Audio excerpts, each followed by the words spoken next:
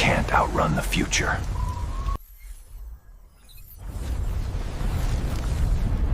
The line between real and AI is vanishing. Can you still trust what you see? Welcome to the future of filmmaking. Let's dive in. All right. Welcome back to the deep dive. Today, we're plunging headfirst into something that really feels like it's straight out of science fiction, but it's happening right now. We're talking about Google's latest leap in AI video generation. We've dug through a ton of stuff, reports, demos, creator feedback, Google's own announcements to really try and figure out what this new tech is. Yeah, and how it works, right? And maybe more importantly, what it actually means. Exactly. For anyone making videos or even just watching them. And honestly, maybe for how we perceive reality itself. It's a big one. So think of this as maybe trying to cut through some of the hype, get to the core of what Google's actually built here. Specifically this new model, called VO3. Right. You've probably seen AI videos before, and maybe heard of things like Sora or Runway. But VO3 introduces something, pretty fundamental that really changes the game. Yeah. The buzz around VO3, which I think officially launched back in May 2025, it's been huge. And the reason is exactly what you just hinted at. Yeah. For the longest time, AI video generators were basically silent soul makers. Totally silent. Yeah. You'd get these incredible visuals, sometimes a bit weird, but visually stunning, but they were totally mute. You had to then go and add sound yourself manually. Right? A whole separate process. VO3's big breakthrough, the thing everyone's talking about, is that it generates ultra-realistic video with synchronized audio, dialogue, background noise, sound effects, all of it generated right alongside the visuals just from a text prompt. Exactly. It sort of puts an end to that silent era, as you called it. Suddenly, your AI clip doesn't just look real, it actually sounds real too. Which is huge. And it's not just like slapping a generic soundtrack on. The audio's generated with the video intended to match precisely what's happening on screen. That's a really crucial distinction. And it's not just the model itself, is it? Google's kind of wrapped VO3 into this whole new platform they're calling Flow, specifically designed for, creative folks. Right? Yeah. Flow is basically Google's shot at creating a unified AI filmmaking toolkit. It brings together VO for the video generation. Okay. Imagen 4 for generating consistent visuals. Think like characters or specific scenes you want to reuse across clips. So keeping things consistent. Exactly. And then Gemini, which is their big language model that powers the prompting and the sort of natural language control side of things. The idea is you have this one environment to orchestrate your vision using all these different AI bits and pieces. Okay. So beyond just adding sound, which is obviously massive, what are the actual capabilities that make VO3 such a significant jump? Like, what can it do now that feels truly next level compared to, say, VO2 or other things we've seen? Well, the core output is still relatively short clips, typically around 8 seconds for standard users, though apparently longer sequences are possible through enterprise APIs. Okay, 8 seconds. Still short form mostly? Mostly for general access. Yeah, but the fidelity is incredible. We're talking up to 4K resolution. Whoa, 4K. That's broadcast quality video coming straight out of a text prompt. That's wild. It is pretty wild. And they seem to have made major strides in what they call temporal consistency. Remember how older AI videos could be kind of jittery? Oh, yeah. The flickering or morphing weirdness. Exactly. Or like a character suddenly sprouts an extra finger for a frame. VO3 is apparently much better at maintaining that coherence across frames, so things don't flicker or warp unexpectedly nearly as much. It also seems to have a much stronger grasp of real-world physics. So if I ask for, a ball rolling downhill, it actually speeds up and bounces plausibly. It behaves like a real ball. Much more so than previous generations. Yeah. It also seems to adhere remarkably well to complex prompts. You can get really specific about camera angles, lighting, detailed actions, and it actually interprets those nuances quite well. Okay. And that integration with Imagen, the image model, lets you bring back the same ingredients. So the same character, the same setting across different generated clips. That's huge for narrative consistency. So you could actually build a story scene by scene and the characters would look like, well, the same characters. That feels like a really big deal for actual storytelling, not just cool tech demos. Absolutely. And Flow, the platform, adds more layers of control on top. There's this camera controls feature, for instance, that lets you specify shots, angles, framing in ways we haven't really seen with this level of ease before. But yes, circling back, the absolute biggest feature is that native synchronized audio generation. Dialogue, ambient sounds, music cues potentially, it's all there. Yeah. Generated right alongside the visual. Okay. Give me that classic example then. The one that really hammers home the time compression. What kind of prompt shows just how much traditional work this could potentially replace? Okay, imagine prompting something like, a curious red panda discovers a glowing mystical artifact in a quiet whispering forest. Got it. So previously, an AI might give you the visual, right? The panda, the artifact, the forest. Now, VO3 can generate not just those visuals, but also add the sound of, say, rustling leaves, maybe the panda making a little curious chirping sound. Okay. And if you specifically asked for, maybe even a short line of dialogue like, "What's this?" delivered by the creature with surprisingly decent lip sync. Whoa. Think about what that would normally take. Getting the visuals right, maybe animation, then sound design, Foley work, finding a voice actor, recording, syncing it all up. That could be weeks of work for a small team. And now it's minutes. Potentially, yeah. Minutes from prompt to a scene with visuals and audio. Okay. That's genuinely mind-boggling, turning an idea into a complete audio-visual scene that fast. But, this feels like super cutting-edge tech, which usually means it's not totally perfect yet. Right. What are the real-world limitations? What are the hiccups users are actually running into right now? You're absolutely right. It's powerful, definitely, but it's still very much in an experimental phase for users. One common frustration seems to be prompt interpretation. It's getting better, sure, but sometimes it just has its own ideas. How so? Like, you might ask for a very specific spatial arrangement, put the dog behind the fence, but the AI might prioritize making a cool cinematic shot, maybe an angled view, and kind of miss that specific spatial instruction. So it has its own directorial opinion sometimes. It wants the cooler shot over the accurate one. Kind of feels like that sometimes. The audio, while it's revolutionary, it isn't perfect either. Users report you often have to specifically switch into this experiential mode to even get audio output. It's not always default.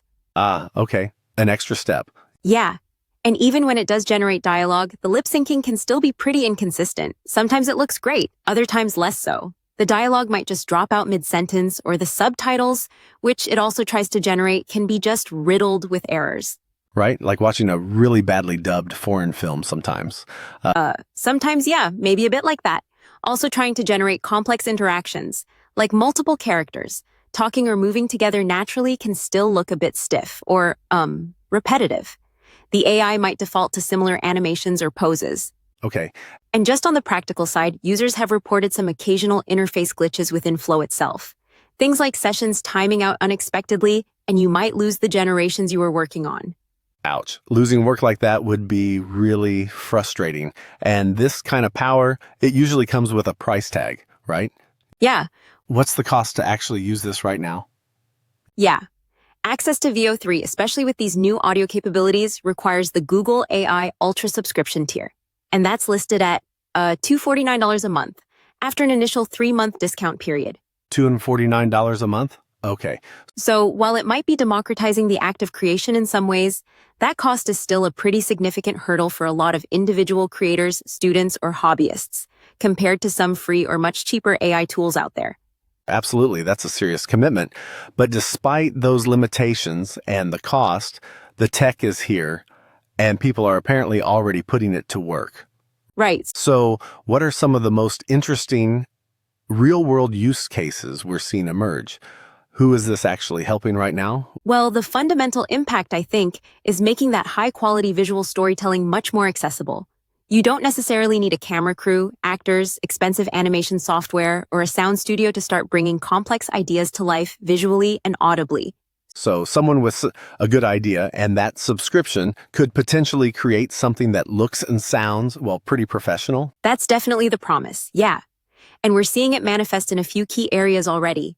In traditional filmmaking, for example, people are using it for really rapid storyboarding or creating animatics. Right. You can test out scene ideas, different lighting setups, pacing, even dialogue delivery in literally minutes instead of days or weeks. Indie filmmakers can maybe create visual drafts of complex scenes, like sci-fi stuff or fantasy, that they could never afford to actually shoot or fully animate otherwise. Right. Visualizing things quickly. What about outside of traditional film? Oh, definitely. Think advertising or marketing. Brands could potentially turn a campaign concept into a short, polished promotional clip incredibly quickly and affordably, especially with that 4K output and the potential for generating branded voiceovers. Interesting. Education is another big one. Imagine easily creating engaging animated explanations for complex topics, complete with synchronized narration and relevant visuals. Yeah, I could see that being powerful. And maybe in-game development too, for indie studios. They could create cinematic intros, character lore vignettes, or quick in-game cutscenes without needing totally separate pipelines and budgets for voice acting and animation. It could speed things up. Considerably. And you mentioned this isn't just theoretical. People are actually doing this now. That's what the report suggests, yeah. Our mentions of early adopters, names like Dave Clark and Junie Lau, who are actively integrating Flow and Veo into their actual production workflows. Yeah, whether it's for prototyping, like Clark apparently used it for his Project Battalion, or maybe even contributing elements to final output, like Lau was mentioned doing for her film, Dear Stranger. So it seems to be moving beyond just being a novelty or a toy. Okay, that's significant. So let's position this then. We mentioned Sora and Runway earlier. Yeah. How does VO3 really stack up against the current competition in the AI video space? I think VO3's core differentiator, the thing that really sets it apart right now, is absolutely that native synchronized audio generation. The dialogue, the soundscapes, all generated with the video in one go. So OpenAI Sora, that doesn't do audio at all. Remember the demos being amazing visually, but silent. Exactly. Sora is known for generating really impressive visual quality, quite long clips too, up to 60 seconds publicly demonstrated, and generally strong coherence, but yeah, totally silent. You have to figure out the sound entirely yourself afterward. Okay, and Runway, their Gen 3 Alpha? Runway Gen 3 Alpha also produces very visually rich content, and it offers users a lot of control, which is great. But again, the audio sync is a separate step. You generate the visuals, then you have to manually add and synchronize your audio. What about others, like Pika? Pika. Pika 2.2 is quite versatile. It can take text or image inputs, and it does have some basic sound effects capabilities. But it really doesn't come close to Veo 3's level of realism or, crucially, the integrated dialogue generation. And then there's Meta. They've shown research demos, like their MovieGen model that featured synchronized audio and video. Right, I remember seeing something about that. But it's just not publicly available. It's still in the lab, basically. So Veo 3's simultaneous visual and auditory generation is its real unique selling point in the market right now? Yeah, Is it the first widely accessible tool to actually do that reasonably well? pretty much. Yeah. Seems to be its main claim to fame currently, and apparently internal benchmarks based on human evaluations that Google shared seem to back this up. In their tests, Veo 3 reportedly performed better than competitors, specifically in areas like overall prompt fulfillment, getting the physics right, and critically, that audio-video synchronization. So it seems to be leading the pack in that specific integrated capability. Okay, this power, this realism, especially now with the synchronized audio, it inevitably brings up some really big questions, doesn't it? Stuff beyond just how to make cool videos. Yeah, There's a definite blurring of lines happening here. there is, absolutely, and this is where the implications start to feel quite serious quite quickly. Huh. with the ability to generate video that looks and sounds hyper-realistic from just text, the potential for misuse, particularly around misinformation, deepfakes, it's significant. Yeah. For the average person scrolling online, these AI-generated videos can be, frankly, nearly indistinguishable from real footage. We've already seen examples, haven't we? Fabricated news reports, fake events being depicted, things circulating online that just didn't happen. Absolutely. The danger of someone impersonating a public figure, spreading convincing hoaxes, or even creating panic through synthetic media, the barrier to doing that has just dropped dramatically. It's easier than ever to create something that looks and sounds legitimate, but is entirely false. And what about the flip side? The impact on people whose jobs currently involve creating this kind of content. Animators, sound designers, maybe even actors. That's a very real concern being discussed. Yeah. Some projections are floating around suggesting that these advancements in AI-generated content could impact, potentially over 100,000 jobs just in media production within the next few years. Wow. Roles like certain types of animation, specific editing tasks, maybe even some voice acting work could see aspects automated or significantly changed by these tools. So what is Google saying they're doing to try and mitigate these risks? They must have some safeguards, right? They do. They've implemented safeguards. There's their SynthID watermarking system, for example.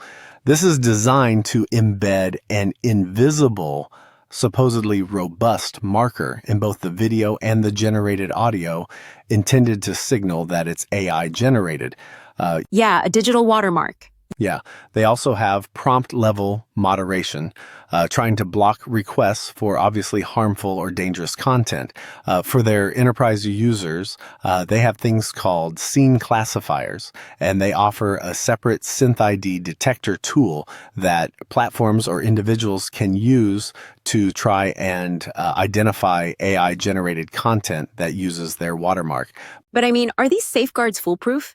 Can't someone just find ways around them, strip the watermark or something? That's the huge challenge, isn't it? These safeguards definitely have limitations. For one, their effectiveness relies heavily on the platforms where these videos get shared. YouTube, TikTok, X, wherever, actually implementing the detection tools consistently, which isn't a guarantee. It's also potentially possible for bad actors to try and re-encode videos, manipulate them, or strip metadata in ways that might remove or obscure those watermarks. We don't know how robust they truly are in the wild yet.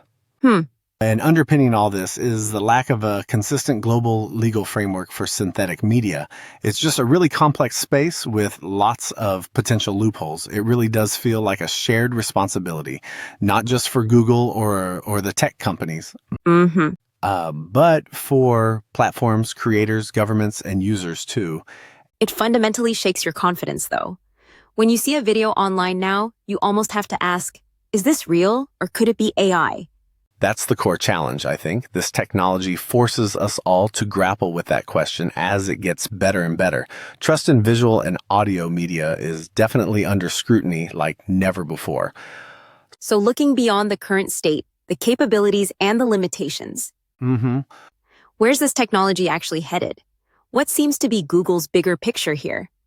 Well, Veo 3 feels like a major piece. It seems clearly part of a larger strategy. Google looks like it's positioning Flow as this really comprehensive, creative suite.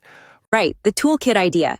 Yeah, bringing together Veo for video, Imagen for images, Gemini for language control.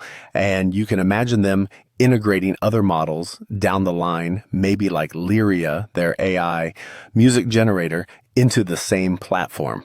Right?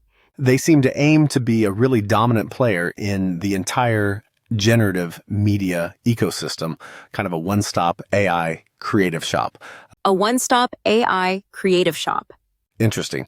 And are they hinting at future features? Where could this go next? They are hinting at things. Think about significantly extending that video length beyond the current 8-second norm. That seems like an obvious next step. Longer form content. Exactly. Maybe integrating these tools directly into platforms people already use, like YouTube Shorts, allowing for a more interactive creation or editing right there. And the really futuristic idea is maybe even real-time generation capability. Real-time generation. What would that even look like? You describe something and it just appears Oh, as you're talking? That's the theoretical next frontier, yeah. You could maybe describe a scene and it generates the video almost instantly. Or perhaps it could even react dynamically to live inputs or data streams. wow. It could lead to these fully vertically integrated AI production pipelines, maybe making that idea of an entirely AI-generated feature film with minimal human crew involved actually a possibility further down the line. The ability to create dynamic, responsive content on the fly is just immense. Before we wrap up, there was that one really striking detail mentioned in the source material about AI-generated characters seeming to almost question their own reality.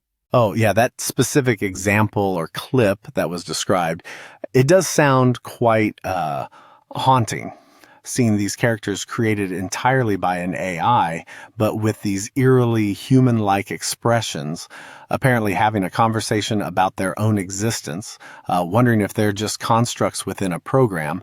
It feels less like just a tech demo at that point, and more like something else entirely, something a bit unsettling maybe. It does, yeah. It kind of inadvertently brushes up against these really profound philosophical questions, doesn't it? Things like simulation theory, the nature of consciousness, what it even means to be real. It does it in a way that just watching pixels move normally doesn't. It adds this unexpected, almost existential layer of complexity, maybe even wonder, to what this technology can produce. So where does all of this leave us right now? It's kind of a double-edged sword, isn't it?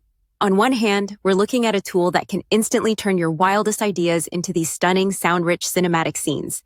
It could genuinely open up storytelling and content creation to vastly more people. Absolutely. Huge creative potential there.